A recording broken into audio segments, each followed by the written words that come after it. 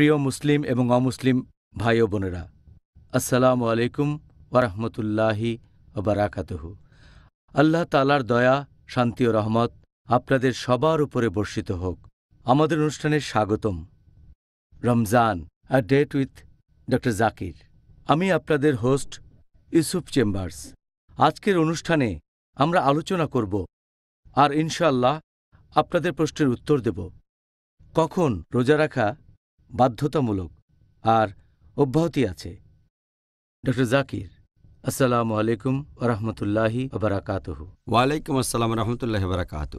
Doctor Zakir, বুঝতেই পারছেন আমাদের অনেক পথ পাড়ি দিতে হবে আজকের এই টপিক নিয়ে, আর আমি নিশ্চিত আজকেও আমাদের দর্শকরা আপনার উত্তরগুলো শুনে দারুণভাবে উপকৃত হবেন ইনশাআল্লাহ। ইনশাআল্লাহ।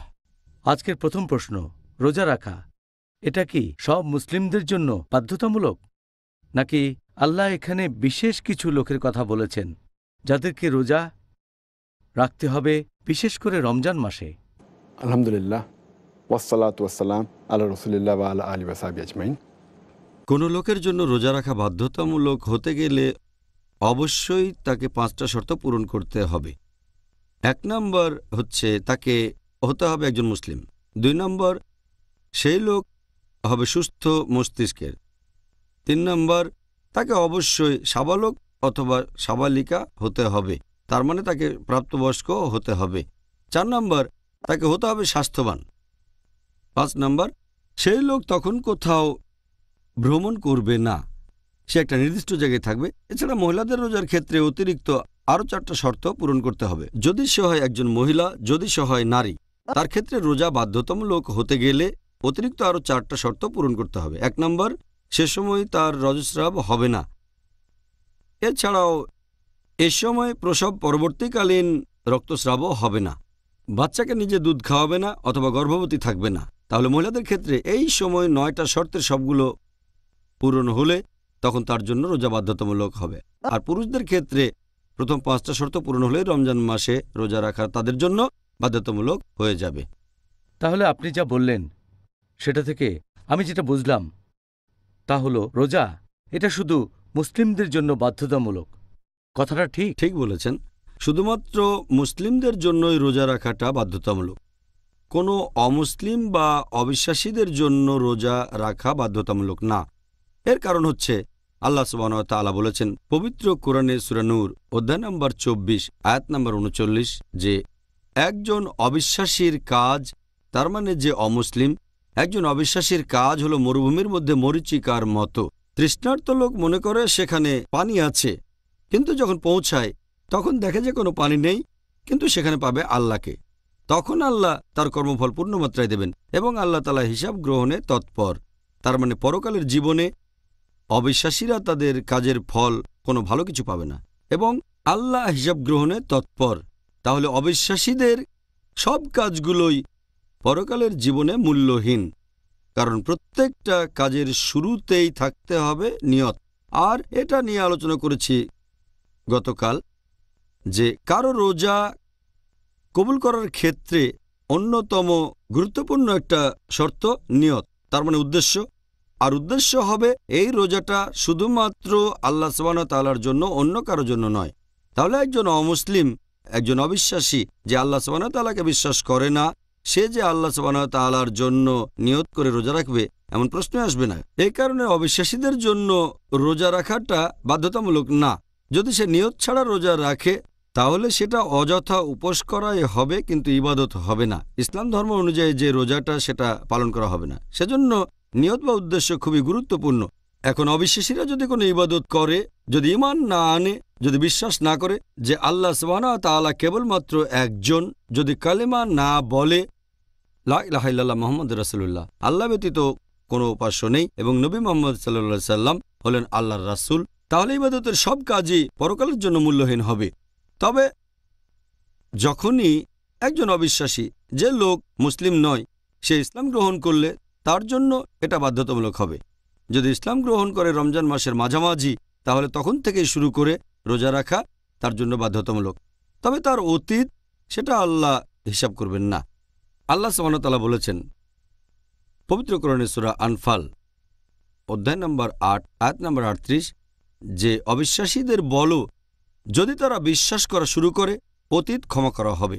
তার মানে যখনই একজন অমুসলিম ইসলাম ধর্ম গ্রহণ করবে তার অতীতের সব পাপ ক্ষমা করা হবে। তবে ইসলাম গ্রহণের সাথে সাথেই তার জন্য রোজা রাখা বাধ্যতামূলক হয়ে যায়। ওয়াও! আমি কিন্তু প্রথমবার মুসলিম না হয়ে অর্ধেক রোজা রেখেছিলাম। এখন আমি উত্তরটা জানি। এবার আমি জানতে চাইব প্রাপ্তবয়স্ক হওয়ার ব্যাপারে। প্রাপ্তবয়স্ক হওয়ার যে বয়স, পশ্চিমা দেশগুলোতে এভাবেই বলা হয়। কিছু কিছু দেশে একজন ছেলে বা মেয়ে প্রাপ্তবয়স্ক হচ্ছে 18 বছর বয়সে, আবার কোথাও সেটা হয়তো 14, সবচেয়ে কম হল 14 বছর। ইসলাম এই প্রাপ্তবয়স্ক হওয়ার বয়স সম্পর্কে কি বলে? পৃথিবীর বিভিন্ন দেশের আইনের কথা যদি বলতে হয়, ভারতে প্রাপ্তবয়স্ক হওয়ার বয়স হচ্ছে 18 বছর, ইন্দোনেশিয়ায় 19 বছর, যুক্তরাজ্যে সেটা আবার 16 বছর। প্রত্যেক দেশে প্রাপ্তবয়স্ক হওয়ার যে বয়সটা, সেটা সেই দেশের সরকার লোকজন যেরকম মনে করে সেটা অনুযায়ী আইনটা এক এক দেশে এক এক রকম হয়ে থাকে। কিন্তু ইসলামে রোজা রাখা ফরজ হয়, নামাজ পড়া ফরজ হয়, ইবাদত করা ফরজ হয়ে যায় যখন সে সাবালক বা সাবালিকা হয়ে যায়। এখানে মূলত শর্ত হচ্ছে 3টা। যদি এই 3টার যে কোনো একটা শর্ত পূরণ হয় তাহলে ধরা হবে যে সেই ছেলে বা মেয়ে প্রাপ্তবয়স্ক। 1 নম্বর হচ্ছে তার শরীরের বিভিন্ন অংশে লোম গজানো শুরু করা। 2 নম্বর, ছেলে বা মেয়ের বয়স যখন 15 বছর, অথবা ছেলেদের ক্ষেত্রে বীর্যস্খলন হচ্ছে স্বপ্নদোষ বা এরকম কোনোভাবে, অথবা যদি মেয়ে হয় তখন যদি তার রজস্রাব শুরু হয়ে যায়। যখন থেকে একটা মেয়ের রজস্রাব শুরু হবে তখন থেকেই তাকে প্রাপ্তবয়স্ক বলে ধরা হবে। হতে পারে তার বয়স 10-এরও কম, কিন্তু যেদিন থেকে তার রজস্রাব শুরু হবে সেদিন থেকেই তাকে ধরে নেওয়া হবে যে সে তখন প্রাপ্তবয়স্ক বা সাবালিকা হয়ে গেছে। এই ব্যাপারটা বেশ ইন্টারেস্টিং, কারণ আপনি তখন বললেন যে একটা মেয়ে 10 বছর বয়সে প্রাপ্তবয়স্ক হতে পারে, আর পশ্চিমা দেশেও এরকম বলা হয়। আর এখনকার দিনে এটা বেশ কমন। এই কয়েক মাস আগে পেপারে একটা আর্টিকেল এসেছিল যে দিল্লিতে এটা অস্বাভাবিক না, 10 বছরের একটা মেয়ের রজস্রাব শুরু হয়ে গেছে। যদি 9 বছরের কমে শুরু হয়ে যায় তখন সেটা একটা দুশ্চিন্তার ব্যাপার। পশ্চিমা দেশগুলোতে একই। আগে ব্যাপারটা এমন ছিল না। যখন আমি মেডিকেল কলেজে পড়তাম তখন পশ্চিমা দেশে বয়সটা ছিল 12 বা 13, ভারতে ছিল 13-14। কিন্তু যেহেতু এখন ডায়েট বদলে গেছে, তারপর পরিবেশ বদলে গেছে ইত্যাদি, এগুলো প্রাপ্তবয়স্ক হওয়ার বয়সের উপর প্রভাব ফেলে। কিন্তু এখন ব্যাপারটা বেশ কমন যে মেয়েরা 10 বছর বয়সে, কখনো 10-এরও আগে, 9 বছরেই অনেক মেয়ের রজস্রাব শুরু হয়ে যায়। আচ্ছা, এই কারণেই তারা ছেলেদের চেয়ে তাড়াতাড়ি ম্যাচিউর হয়ে যায়। এটা আরেকটা ঠিক প্রশ্ন। বলেছেন।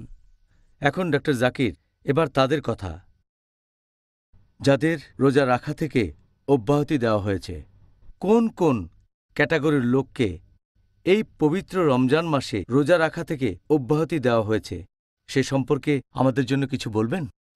এখানে আমি বলবো যে আমার মতে মোট 13 ক্যাটাগরির মানুষকে রোজা রাখা থেকে অব্যাহতি দেওয়া হয়েছে। 1 নম্বর, যদি সেই লোক অবিশ্বাসী হয়, অমুসলিমও হয়। 2 নম্বর, যদি সে অপ্রাপ্তবয়স্ক হয়। 3 নম্বর, যদি সে উন্মাদ হয়ে থাকে।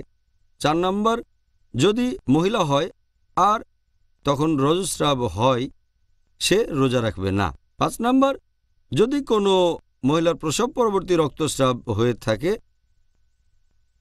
6 নম্বর, মহিলা গর্ভবতী হলে অব্যাহতি দেওয়া হয়েছে।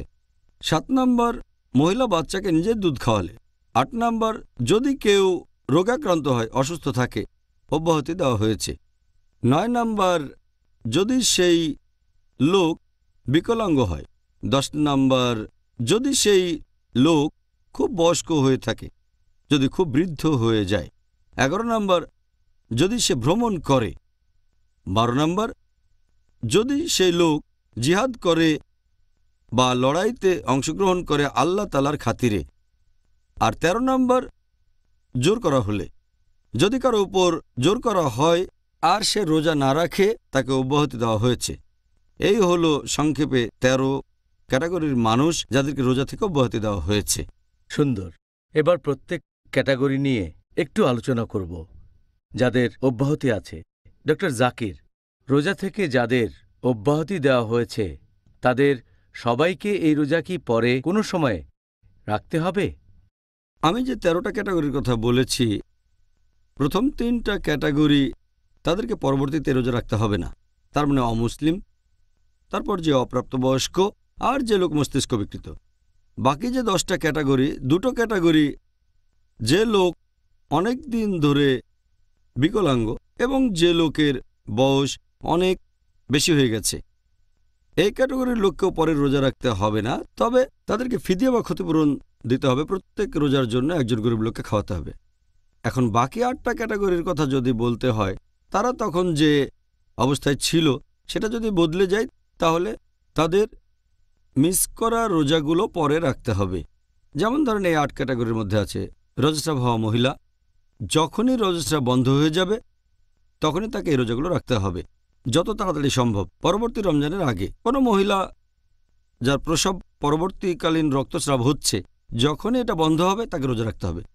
কোনো মহিলা গর্ভবতী, যখনই অবস্থাটা চলে যাবে, প্রসব পরবর্তী রক্তস্রাব বন্ধ হবে, রোজা রাখতে হবে। একজন মহিলা 4 নম্বর ক্যাটাগরি, বাচ্চাকে দুধ খাওয়ায়, যখন এই সময়টা শেষ হবে তখন তাকে রোজা রাখতে হবে। একজন লোক অসুস্থ, যখনই সুস্থ হবে তাকে রোজা রাখতে হবে। একইভাবে একজন ভ্রমণ করছে, যখনই তার ভ্রমণ শেষ হবে সে রোজা রাখবে। আবার একজন যে অংশ নিয়েছে জিহাদে, আল্লাহ তাআলার খাতিরে কোনো লড়াইতে, যখনই লড়াই শেষ হবে তাকে রোজা রাখতে হবে। একইভাবে যার উপর জোর করা হচ্ছে আর সে রোজা রাখছে না, যখনই জোর জবরদস্তি উঠে যাবে তাকে রোজা রাখতে হবে। তবে তাদেরকে এই রোজাটা রাখতে হবে পরবর্তী রমজানের আগেই। ডক্টর জাকির, কোনো শিশু যদি প্রাপ্তবয়স্ক হওয়ার আগে রমজান মাসে রোজা রাখে, সে ব্যাপারে আপনার মন্তব্য কি? আমি এ ব্যাপারে আগেও বলেছি যে প্রাপ্তবয়স্ক হয়নি তার জন্য রোজা রাখাটা বাধ্যতামূলক না, তাকে অব্যাহতি দেওয়া হয়েছে। আমাদের প্রিয় নবী মুহাম্মদ সাল্লাল্লাহু আলাইহি ওয়াসাল্লাম বলেছেন, এই হাদিসটা আছে তিরমিজিতে, হাদিস নম্বর 1423। আমাদের প্রিয় নবী বলেছেন যে 3 ক্যাটাগরির মানুষের হিসাব লেখা হবে না। এক হচ্ছে শিশু, যতক্ষণ সে প্রাপ্তবয়স্ক না হয়, একজন ঘুমন্ত লোক যতক্ষণ না জেগে ওঠে, আর মস্তিষ্ক বিকৃত লোক যতক্ষণ না সে স্বাভাবিক হয়। এই 3 ক্যাটাগরির মানুষ আমাদের প্রিয় নবী বলেছেন তাদের হিসাব লেখা হবে না। তার মানে তাদের জন্য রোজা রাখাটা বাধ্যতামূলক না। নামাজের ব্যাপারে কোনো বাধ্যবাধকতা নেই, তবে শিশুদের রোজা রাখতে উৎসাহিত করাটা ভালো, যত তাড়াতাড়ি সম্ভব, এটা বাধ্যতামূলক না।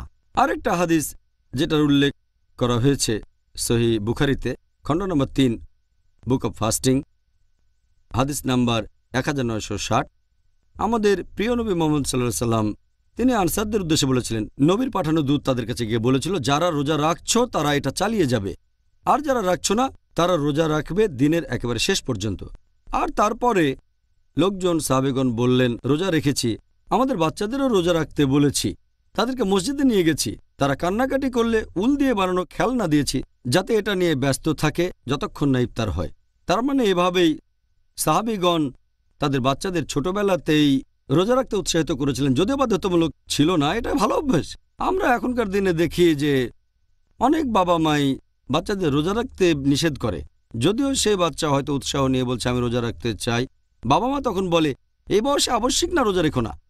তারা এটা বুঝতে পারে না এই অল্প বয়সে রোজা রাখলে বাচ্চাদের কোনো ক্ষতি হবে না। সত্যি বলতে এভাবে তাদের রোজা রাখার একটা ট্রেনিং হবে যখন প্রাপ্তবয়স্ক হবে।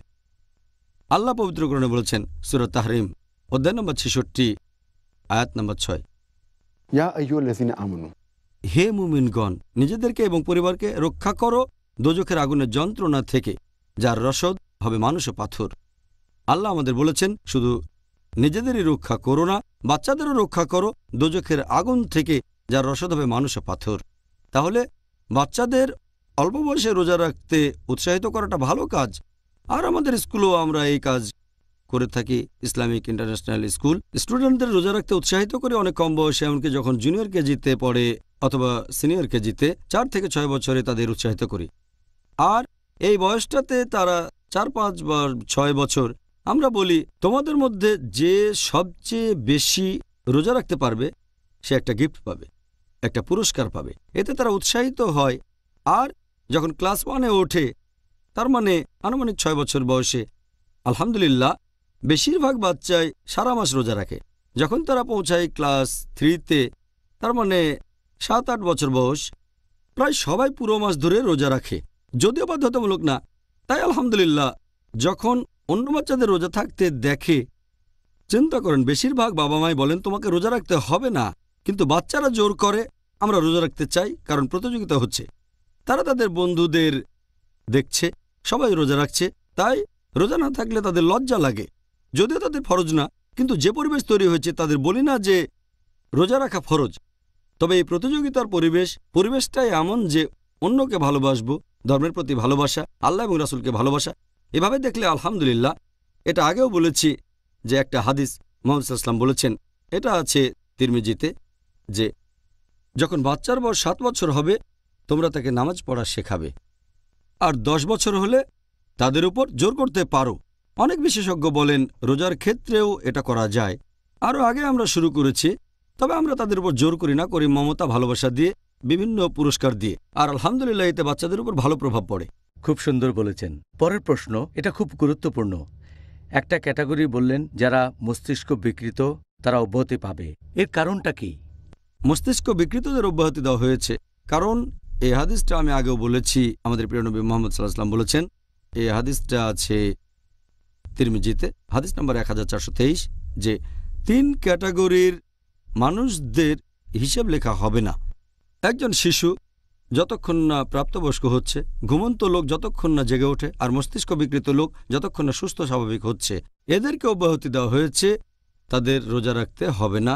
এটার কারণ হচ্ছে যে রোজা কবুল হওয়ার অন্যতম একটা শর্ত হচ্ছে নিয়ত করতে হবে, আর নিয়ত শুধুমাত্র সেই মানুষই করতে পারবে যে সুস্থ মস্তিষ্কের, সুস্থ মনের অধিকারী। সুস্থ মস্তিষ্কের হলেই সে রোজার নিয়ত করতে পারবে, বিকৃত মস্তিষ্ক হলে করতে পারবে না। এ কারণে মস্তিষ্ক বিকৃত কেউ রোজা রাখুক বা না রাখুক তাতে কিছুই যায় আসে না, তাকে অব্যাহতি দেওয়া হয়েছে। আর সে সুস্থ হয়ে গেলে তাকে এটা পূরণও করতে হবে না যে রোজা মিস করেছে, কারণ সে এটার জন্য দায়ী নয়, তাকে দায়ী করা হবে না। এটাই হলো ইসলামের সৌন্দর্য। এখানে শুধুমাত্র তাদেরই দায়ী করা হবে যাদের দায়ী করা উচিত। শুধুমাত্র তাদের দায়ী করা হবে যারা নিয়ত করতে পারেন সজ্ঞানে। ঠিক বলেছেন। আচ্ছা, সুন্দর বলেছেন। পরের প্রশ্ন, একজন মহিলার দৃষ্টিকোণ থেকে যার রক্তস্রাব হয়েছে অথবা প্রসব পরবর্তী রক্তস্রাব, তাদের জন্যে রোজা রাখা নিষিদ্ধ নাকি ঐচ্ছিক, কোনটা? এরকম মহিলার কথা যদি বলেন যার রজস্রাব শুরু হয়ে গেছে বা প্রসব পরবর্তী রক্তস্রাব, আমাদের প্রিয় নবী বলেছেন, হাদিসটা সহিহ বুখারীতে আছে, এছাড়াও সহিহ মুসলিমে, সেই মহিলার জন্য রোজা রাখা নিষিদ্ধ যার রজস্রাব অথবা প্রসব পরবর্তী রক্তস্রাব চলছে। এ সময় এটা ঐচ্ছিক না, এটা নিষিদ্ধ। আর এর পেছনে কারণটা হচ্ছে যখন কোনো মহিলার শরীর থেকে রক্ত বের হয়ে যায়, সে অনেক রক্ত হারায়, আর এ অবস্থায় যদি রোজা রাখে সে তার স্বাস্থ্যের জন্য ভালো হবে না। আল্লাহ সুবহানাহু ওয়া তাআলা এখানে দয়া করেছেন, এই মহিলাকে অব্যাহতি দিয়েছেন, আর আবশ্যিক করেছেন যে তারা রোজা রাখবে না, তা না হলে তাদের স্বাস্থ্যের ক্ষতি হতো। আর আল্লাহ সুবহানাহু ওয়া তাআলা মানুষের উপর অতিরিক্ত বোঝা চাপাতে চান না, সে কারণেই এই মহিলাদের রোজা থেকে অব্যাহতি দেওয়া হয়েছে। আর এমনকি দিনের মাঝ সময়েও যদি কারো রজস্রাব শুরু হয়ে যায়, রোজা ভেঙে ফেলতে হবে। যদি সেটা সূর্যাস্তের কয়েক মিনিট আগেও হয়ে যায়, রোজা ভেঙে ফেলতে হবে, তবে এই রোজাটা পরে রাখতে হবে। আবার ধরেন কারো রজস্রাব শুরু হয়েছে আর সেটা শেষ হলো ফজরের ওয়াক্তের ঠিক আগে আগে, তখন যদি মহিলা গোসল নাও করে রোজা রাখতে পারে, কিন্তু যদি শেষ হয় ফজরের ওয়াক্তের কয়েক মিনিট পরে, রোজা রাখতে পারবে না, রোজা ভেঙে ফেলতে হবে, আর এই রোজাটা পরে রাখতে হবে। ঠিক আছে, এবারের প্রশ্নটা হচ্ছে সেরকম কোনো মহিলা সম্পর্কে যে গর্ভবতী অথবা যে তার বাচ্চাকে নিজের দুধ খাওয়াচ্ছে, এদের অব্যাহতি দেওয়া হয়েছে কেন? পবিত্র কোরআনের আয়াত বলছে, সূরা বাকারা অধ্যায় নম্বর 2 আয়াত 185, যে যদি কেউ অসুস্থ থাকে বা ভ্রমণ করে সে তাহলে এই সময়ের রোজাগুলো পরে রাখতে পারে। তো বেশিরভাগ ফুকাহা, বেশিরভাগ বিশেষজ্ঞ তারা বলেন যে মহিলা গর্ভবতী বা দুধ খাওয়ান তারা সেই ক্যাটাগরিতে পড়বে যারা অসুস্থ, সেজন্য তারা চাইলে রোজাটা নাও রাখতে পারে। তবে এ ব্যাপারে একটা ক্লিয়ার কাট সহিহ হাদিস আছে যেখানে নবী এই মহিলাদেরকে রোজা রাখা থেকে অব্যাহতি দিয়েছেন। হাদিসটা আছে সুনান ইবনে মাজাহ, হাদিস নাম্বার 1667, যে আমাদের প্রিয় নবী বলেছেন একজন ভ্রমণকারীকে রোজা রাখা এবং নামাজের কিছু অংশ থেকে অব্যাহতি দেওয়া হয়েছে। আর রোজা থেকে অব্যাহতি দেওয়া হয়েছে সেই মহিলাদেরকে যারা গর্ভবতী এবং যারা দুধ খাওয়ায়। আমাদের প্রিয় নবী মুহাম্মদ সাল্লাল্লাহু আলাইহি ওয়াসাল্লাম আরও বলেছেন, এই হাদিসটা আছে সুনান আল নিসাইতে, বুক অব ফাস্টিং, হাদিস নম্বর 2274, যে আল্লাহ তাআলা ভ্রমণকারীদেরকে অব্যাহতি দিয়েছেন রোজা রাখা থেকে, নামাজের অর্ধেক থেকে, এবং আল্লাহ তাআলা অব্যাহতি দিয়েছেন গর্ভবতী মহিলাদের এবং যে মহিলারা দুধ খাওয়ায় রোজা থেকে। এই দুই হাদিসের উপর ভিত্তি করে এটা পরিষ্কার যে গর্ভবতী মহিলারা আর যে মহিলারা দুধ খাওয়ায় তাদের অব্যাহতি দেওয়া হয়েছে। এখানে লজিক্যাল কারণ হিসেবে বলা যেতে পারে যে যখন কোনো মহিলা গর্ভবতী থাকে অথবা বাচ্চাকে দুধ খাওয়ায়, সে যে খাবার খায় সেটা শুধু নিজের জন্যই খায় না, খাবারটা তার জন্য, এছাড়াও যে শিশুটা গর্ভে আছে অথবা যাকে দুধ খাওয়াচ্ছে তার জন্য। এখন সেই মহিলা রোজা রাখা তার নিজের জন্য বা বাচ্চার জন্য কঠিন হয়ে যায় বলে সে রোজা থেকে অব্যাহতি পেয়েছে। কিন্তু মহিলা যদি গর্ভাবস্থায় প্রথম স্টেজে থাকে আর মনে করে, অথবা দুধ খাওয়াচ্ছে আর মনে করে যে রোজা রাখলে তার শরীরের কোনো ক্ষতি হবে না অথবা তার বাচ্চারও কোনো ক্ষতি হবে না, তাহলে রোজা রাখতে পারে। যদি তার সন্দেহ থাকে যে রোজা রাখলে তার কষ্ট হবে, যদি এতে তার কোনো ক্ষতি না হয় তার স্বাস্থ্যের অথবা বাচ্চার, তাহলে রোজা রাখতে পারে, নাও পারে। তবে যদি এতে তার শরীরের ক্ষতি হয় অথবা বাচ্চার ক্ষতি, তাহলে রোজা রাখা তার জন্য হারাম। কারণ আল্লাহ তাআলা কোনো মানুষের উপর তার সাধ্যের অতিরিক্ত বোঝা চাপিয়ে দিতে চান না। আর এভাবে দেখলে এ কারণে আল্লাহ তাদের অব্যাহতি দিয়েছেন। পরে যখন তারা সুস্থ হবে, দুধ খাওয়ানো বন্ধ করবে অথবা গর্ভাবস্থা শেষ হয়ে যাবে, প্রসব পরবর্তী রক্তস্রাবের পরে তাদেরকে মিস করা রোজাগুলো রাখতে হবে পরবর্তী রমজানের আগে। ডক্টর জাকির, আচ্ছা, কোনো লোক যদি কিছুটা অসুবিধায় পড়ে, কোনো ধরনের অসুস্থতার কারণে মাথা বা পেটে ব্যথা, তাদেরও কি রোজা থেকে অব্যাহতি দেওয়া হয়েছে? যে মানুষটা অসুস্থ তাকে অব্যাহতি দেওয়া হয়েছে। আল্লাহ পবিত্র কোরআনে বলেছেন সূরা বাকারা অধ্যায় নম্বর 2 আয়াত 185, যে যদি কেউ অসুস্থ থাকে অথবা ভ্রমণ করে তাহলে তাকে সেই সময়কার রোজাগুলো পরবর্তীতে রাখতে হবে। তবে তার মানে এই না যে কেউ যদি ভুগতে থাকে মাথা ব্যথায় অথবা পেট ব্যথায় অথবা কফে, সে রোজা রাখবে না। যদি কোনো ব্যক্তি অসুস্থ অবস্থায় রোজা রাখতে পারে, রোজা রাখা তার জন্য বাধ্যতামূলক। শুধুমাত্র তখন অব্যাহতি দেওয়া হয়েছে যদি অসুস্থতার কারণে তার রোজা কঠিন হয়ে যায়, অথবা রোজা রাখলে তার অসুস্থতা আরও বেড়ে যায়, অথবা স্বাস্থ্য খারাপ হয়ে যায়, অথবা অসুস্থতার কারণে যদি ওষুধ খাওয়া বাধ্যতামূলক হয়, তখন অব্যাহতি দেওয়া হয়েছে। এটা আমাদের ছোটোখাটো কারণে বা ছোটোখাটো অসুখে, যেমন কফ বা সর্দি, মাথা ব্যথা বা পেট ব্যথা, তখন রোজা বাধ্যতামূলক। আল্লাহ সুবহানাহু ওয়া তাআলা অসুস্থ লোকদের রোজা থেকে অব্যাহতি দিয়েছেন, কারণ আল্লাহ তাআলা কারো উপর অতিরিক্ত বোঝা চাপাতে চান না। আল্লাহ পবিত্র কোরআনে বলেছেন, এটা আছে সূরা বাকারা অধ্যায় নম্বর 2 আয়াত নম্বর 195, যে তোমরা নিজের হাতে নিজেদের ধ্বংসে নিক্ষেপ করো না। আমি অসুস্থ আর যদি মনে করি রোজা রাখলে আমার ক্ষতি হতে পারে, স্বাস্থ্য খারাপ হয়ে যাবে, নিজেকে মেরে ফেলার মতোই, তাই আল্লাহ বলেছেন এটা নিষিদ্ধ। যদি আমি জানি যে রোজা রাখলে স্বাস্থ্য খারাপ হয়ে যাবে, তখন এটা হবে নিষিদ্ধ। একইভাবে আল্লাহ বলেছেন পবিত্র কোরআনে সূরা নিসা অধ্যায় নম্বর 4 আয়াত নম্বর 29, যে নিজেদেরকে হত্যা করো না, নিশ্চয় আল্লাহ সুবহানাহু ওয়া তাআলা পরম দয়ালু। তাহলে নিজের স্বাস্থ্যের ক্ষতি করা, নিজের কোনো ক্ষতি করা, এটা ইসলাম অনুযায়ী নিষিদ্ধ। এই অব্যাহতিটা দেওয়া হয়েছে সেই সব মানুষকে যাদের রোজা রাখা কষ্টকর অথবা যাদের স্বাস্থ্য খারাপ হয়ে যাবে, তবে ছোটখাটো অসুখে অব্যাহতি নেই। আচ্ছা, তাহলে অব্যাহতি পাবে তারা যারা গুরুতরভাবে অসুস্থ। ঠিক। এবারে আমাদের পরের প্রশ্ন, এটা হচ্ছে একজন বিকলাঙ্গ মানুষ নিয়ে। এই নিয়মটা কেন যে একজন বিকলাঙ্গ মানুষকে মিস করা রোজাগুলোর জন্য ক্ষতিপূরণ দিতে হবে? আল্লাহ পবিত্র কোরআনে বলেছেন সূরা বাকারা অধ্যায় নম্বর 2 আয়াত নম্বর 184, যে যদি রোজা রাখা কারোর জন্য কঠিন হয়ে যায়, সে রোজা রাখতে পারে অথবা ক্ষতিপূরণ দেবে। তার মানে কোনো গরিব বা অভাবগ্রস্তকে খাইয়ে দিতে হবে। এর কারণ হলো, যদি কেউ বিকলাঙ্গ হয় অথবা স্থায়ীভাবে অসুস্থ হয়, এমন কোনো সম্ভাবনা নেই যে সুস্থ হয়ে সে তারপর আবার রোজা রাখতে পারবে। তাহলে সে পরে পূরণ করবে বা পরবর্তীতে মিস করা রোজাগুলো রাখবে, এই প্রশ্নটাই তখন আর আসবে না তার বেলায়। সেজন্য তাকে দিতে হবে ক্ষতিপূরণ। তখন সে কোনো গরিব লোককে খাইয়ে দেবে যতগুলো রোজা সে মিস করবে প্রত্যেক রোজার জন্য সে একজন গরিব লোককে খাইয়ে দেবে।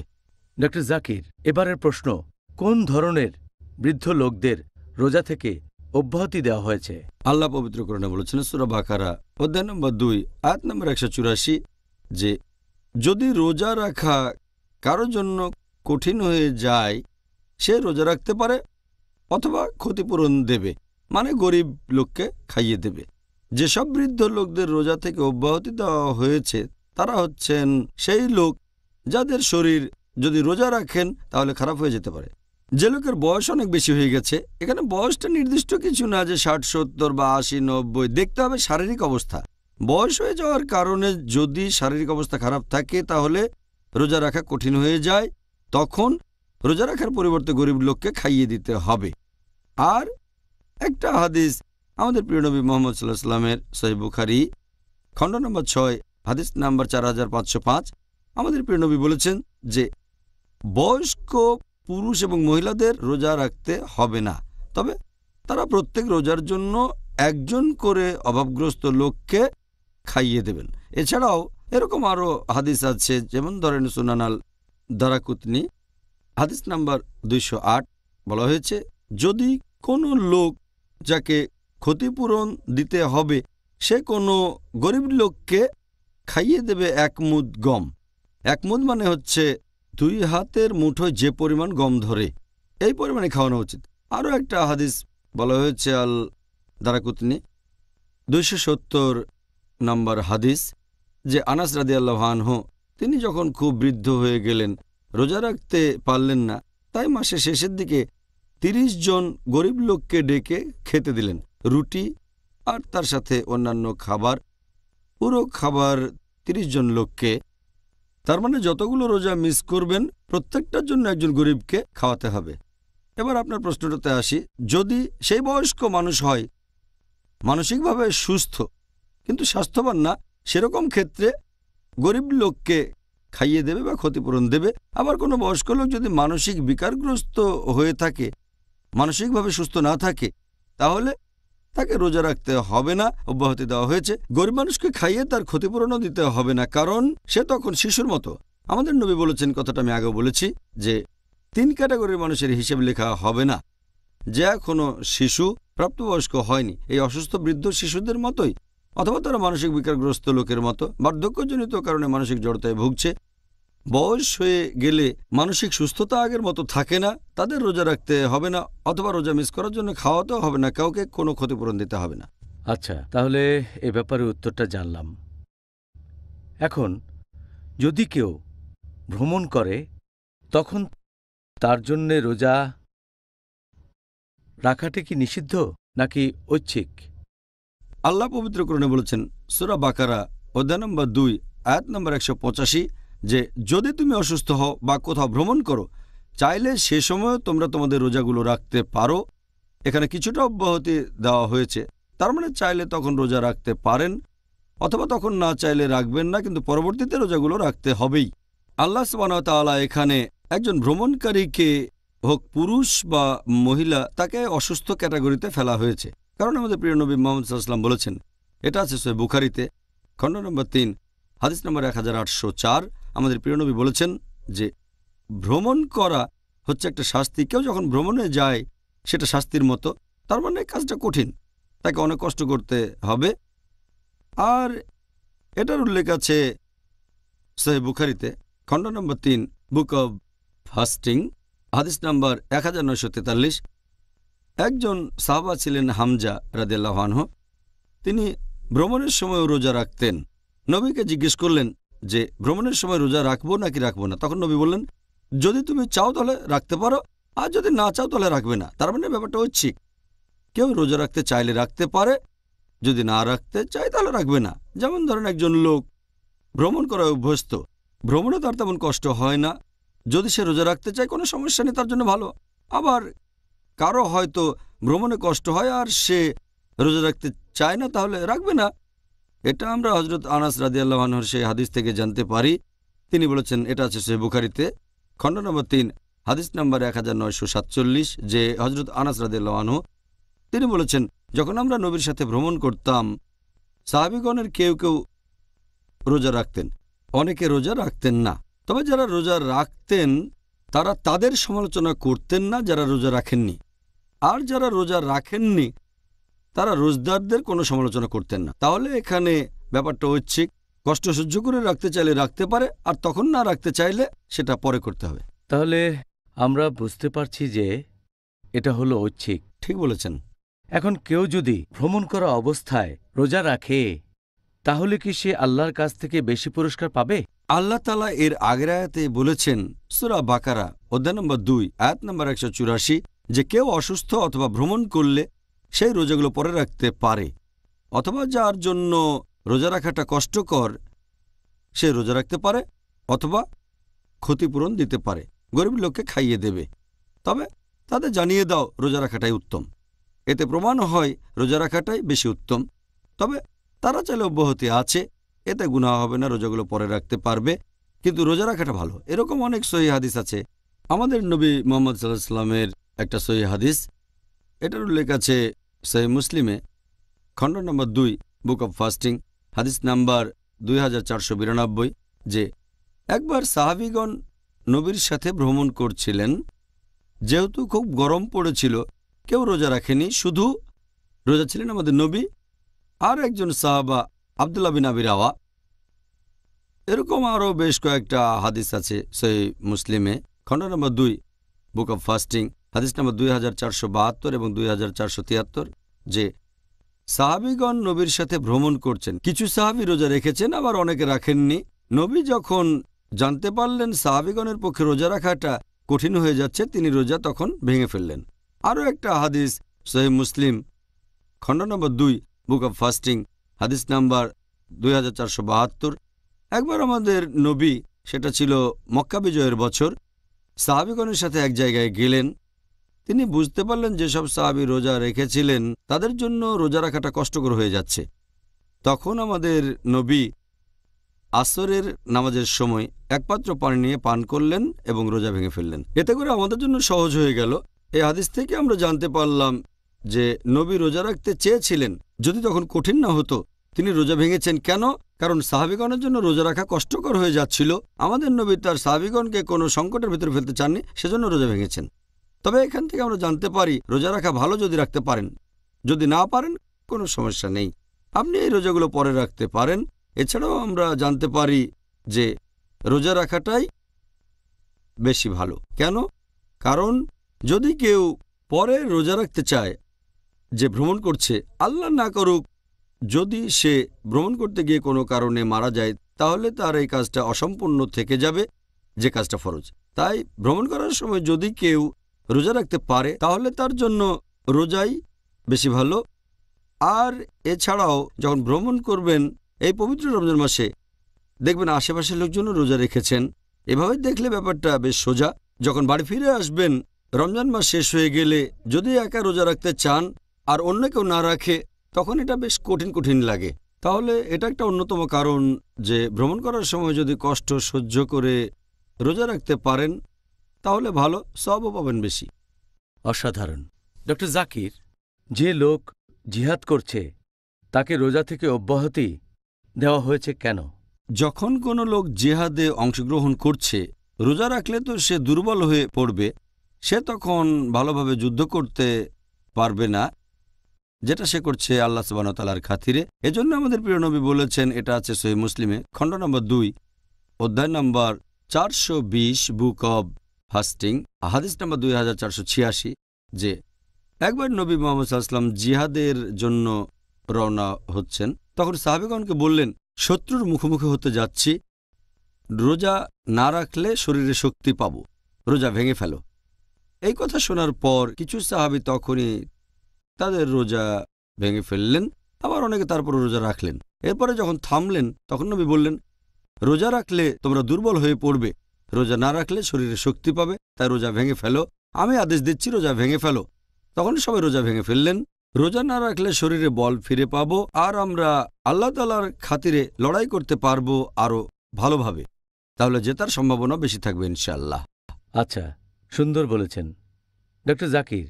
আমরা পিস টিভির দর্শকদের কাছ থেকে হাজার হাজার চিঠি পেয়েছি পবিত্র রমজানের উপর আর আজকের টপিকের উপরও কখন রোজা রাখা বাধ্যতামূলক আর অব্যাহতি আছে। এখন আমরা দর্শকদের প্রশ্নগুলো নিয়ে আলোচনা করব। প্রথম প্রশ্ন এটা করেছেন একজন দর্শক, আর তিনি প্রশ্ন করেছেন একজন লোক অন্য কোনো শহরে একটানা কতদিন থাকলে, সর্বোচ্চ কতদিন থাকলে তাকে ভ্রমণকারী বলা হবে আর রোজা থেকে অব্যাহতি পাবে। এখানে তিনি একটা উদাহরণও দিয়েছেন যে মনে করেন সে একজন ছাত্র, বিদেশে গেছে পড়াশোনা করতে, হয়তো 2 মাস, সে কি রমজান মাসে রোজা থেকে অব্যাহতি পাবে? বেশিরভাগ বিশেষজ্ঞ এ ব্যাপারে বলেন যে নামাজ পড়ার ক্ষেত্রে যে নিয়মটা, যখন কোনো লোক ভ্রমণ করছে, এ ব্যাপারে হাদিসটা আগেও বলেছি যে আমাদের প্রিয় নবী মুহাম্মদ সাল্লাল্লাহু আলাইহি ওয়াসাল্লাম বলেছেন, এটা আছে সুনান ইবনে মাজাহ হাদিস নাম্বার 1667। আমাদের প্রিয় নবী বলেছেন যে আল্লাহ তাআলা তাদেরকে অব্যাহতি দিয়েছেন রোজা রাখা থেকে এবং নামাজের অর্ধেক থেকে যারা ভ্রমণ করছে, আর মহিলাদের রোজা থেকে অব্যাহতি দিয়েছেন যখন গর্ভবতী ইত্যাদি। একজন ভ্রমণকারীর নামাজের ক্ষেত্রে যে নিয়ম, রোজা রাখার ক্ষেত্রেও একরকম একটা নিয়ম আছে। এখন বেশিরভাগ ফুকাহা, বেশিরভাগ বিশেষজ্ঞের যদিও মতভেদ আছে, তবে নামাজের ক্ষেত্রে তারা বলেন যে একজন লোক তার নিজের শহর ছেড়ে অন্য শহরে ম্যাক্সিমাম যতদিন থাকলে ভ্রমণকারী বলা হতে পারে সেটা হলো 4 দিন। বেশিরভাগ বিশেষজ্ঞ রোজার ক্ষেত্রেও এই নিয়মটা মানেন যে নিজের শহর ছেড়ে অন্য শহরে ম্যাক্সিমাম যতদিন থাকলে ভ্রমণকারী বলা হবে সেটা 4 দিন। 4 দিনের বেশি হলে তাকে ভ্রমণকারী বলে গণ্য করা হবে না। যদিও বিশেষজ্ঞগণের মধ্যে একটা মতভেদ আছে, তবে বেশিরভাগ বিশেষজ্ঞ এটা বলেন।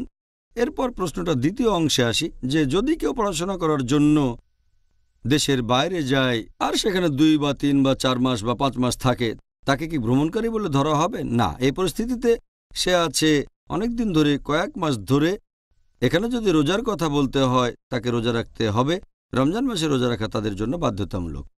পরের প্রশ্ন, ধরেন একজন লোক, সে হয়তো সারাদিন রোজা রেখেছে, তারপর ভ্রমণ শুরু করল, হয়তো বিকেলে, রোজা অবস্থায় বিকেলে ভ্রমণ শুরু করল, তখন তার জন্য রোজা ভাঙা কি বাধ্যতামূলক নাকি এটা ঐচ্ছিক?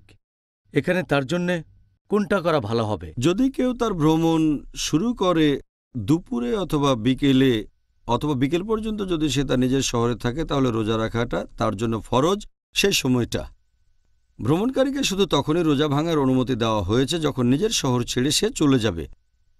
যদি সে ঠিক করে যে বিকেলে ভ্রমণ শুরু করবে, তাহলে অব্যাহতি নেই যে সেদিন রোজা রাখবে না। সে রোজা রাখতে হবে, কারণ তার প্ল্যানটা বদলাতে পারে। হয়তো বিকেলবেলায় প্ল্যানটা বদলাতে পারে, তখন রোজা না রাখলে গুনাহ হবে।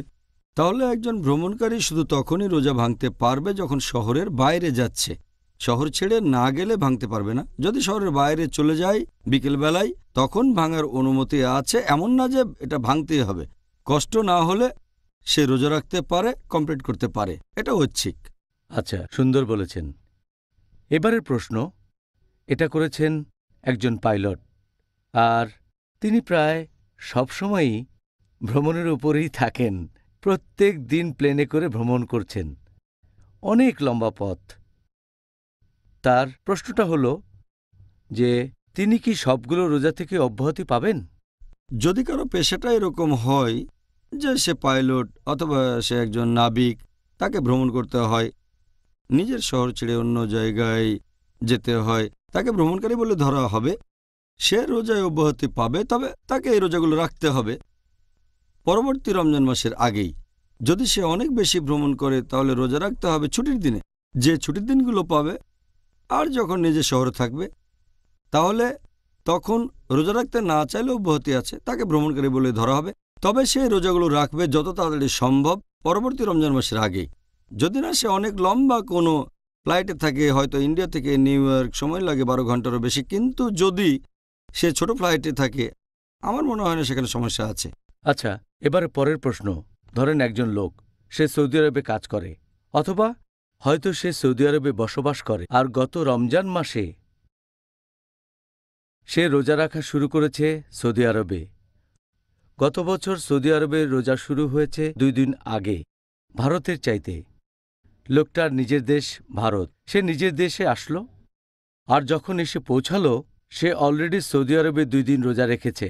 তার প্রশ্নটা হলো, সে কি 30 দিন রোজা পালন করবে, নাকি সে যে এলাকায় আছে তাদের সাথে অতিরিক্ত রোজাগুলো রাখবে।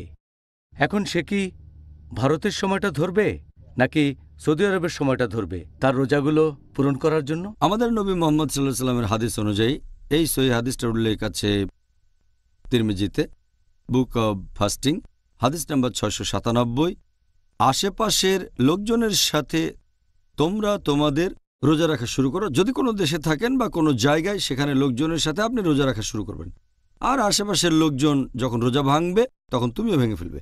যদি সৌদি আরবে থাকেন তাহলে রোজা রাখবেন সৌদি আরবের লোকজনের সাথে। যদি রমজান মাসের মাঝামাঝি তিনি তার নিজ দেশ ভারতে ফিরে যান, তাহলে ততদিন রোজা রাখবেন যতদিন আশেপাশের লোক রোজা আছে। আর আমি জানি এসব ক্ষেত্রে বেশ কয়েকদিনের পার্থক্য থাকে। যদি রোজা শুরু হয় 2-1 দিন আগে, তাহলে আসলেন ভারতে, ততদিনে আপনি 30টা রোজা রেখেছেন, তখনও হয়তো ভারতে 1টা বা 2টো রোজা বাকি আছে। তারপর আপনাকে রোজা রাখতে হবে ভারতের লোকজনের সাথে, যদিও তখন সেটা 30 দিনের বেশি হয়, তবে সেটা হতে পারে 31 বা 32 দিন। আর হাদিসটা বলছে আশেপাশের লোকজনের সাথে তোমরা তোমাদের রোজা রাখো, আর আশেপাশের লোকজন যখন রোজা ভাঙবে তখন রোজা ভেঙে ফেলো। কিন্তু যদি ব্যাপারটা উল্টে যায়, হয়তো আছে ভারতে 2 দিন পরে আবার সৌদি আরবে আসলো, তাহলে হয়তো রোজা রেখেছে 28 দিন। এই ক্ষেত্রে শুরু করেছে ভারতের লোকজনের সাথে, শেষ করবে সৌদি আরবের লোকজনের সাথে। আর ঈদের দিন সে রোজা রাখতে পারবে না, কারণ এটা হারাম। কিন্তু পরে তাকে রোজা রাখতে হবে অন্তত 1টা দিন, কারণ রমজান মাস হয় কমপক্ষে 29 দিন। সেজন্য তাকে অতিরিক্ত 1 বা 2 দিন রোজা রাখতে হতে পারে, যাতে করে সে পূরণ করতে পারে 29 বা 30 দিন। এতে করে মনে হবে না সে কম রোজা রেখেছে, 29টার চেয়ে কম। এবারের প্রশ্ন এটা করেছেন একজন ইঞ্জিনিয়ারিংয়ের ফাইনাল ইয়ারের ছাত্র। তার ফাইনাল ইয়ারের যে পরীক্ষাগুলো সেগুলো হবে সব রমজান মাসে। আমার মনে হয় উনি গত বছরের রমজানের কথা বলছেন। তার বাবা আর মা তাকে উপদেশ দিয়েছে যে রমজান মাসে তার রোজা রাখার দরকার নেই, কারণ এতে তার পরীক্ষা খারাপ হতে পারে। এখন এই কারণে কি কাউকে রোজা থেকে অব্যাহতি দেওয়া হয়েছে? যদি কেউ রোজা না রাখতে চায় শুধুমাত্র পরীক্ষার কারণে, এটা কোনো যথার্থ কারণ না। হতে পারে সেটা হয়তো ফাইনাল এক্সাম, আর হয়তো তার বাবা মা তাকে বলছে যে রোজা রেখো না, কারণ যদি রোজা রাখো তাহলে হয়তো তোমার মনোযোগ কমে যাবে, রেজাল্ট খুব একটা ভালো হবে না। যদি বাবা মা জোরাজোরিও করেন, এ ধরনের ক্ষেত্রে সেই সন্তান, ছেলে অথবা মেয়ের উচিত বাবা মার কথা না শোনা। কারণ বাবা মা যদি কিছু করতে বলে আর সেটা যদি আল্লাহ এবং রাসূলের শিক্ষার বিরুদ্ধে যায়, শুধুমাত্র এমন ক্ষেত্রে বাবা মাকে অমান্য করা যাবে। আল্লাহ পবিত্র কোরআনে বলেছেন সূরা আনকাবুত অধ্যায় 29 আয়াত 8, এছাড়াও আছে সূরা লুকমান অধ্যায় নম্বর 31 আয়াত 15, যে যদি তোমার বাবা মা জোর করে বা সংগ্রাম করে, জিহাদ করে যে তুমি আল্লাহ তাআলার পাশাপাশি অন্য কারো ইবাদত করবে, তাদের কথা মেনো না, তারপরও তাদের সাথে সৎভাবে বিশুদ্ধ চিত্তে বসবাস করো। কোরআন আমাদের অনুমতি দিয়েছে, কারণ এটা কোনো আইনসম্মত কারণ না যে যেহেতু তাকে পরীক্ষা দিতে হবে তাই রোজা রাখা লাগবে না, যাতে ভালো নম্বর পেতে পারে। আখেরাতে ভালো নম্বর পাওয়া, ফরজ কাজ পালন করা বেশি গুরুত্বপূর্ণ। সেজন্য এটা কোনো যথার্থ কারণ নয়।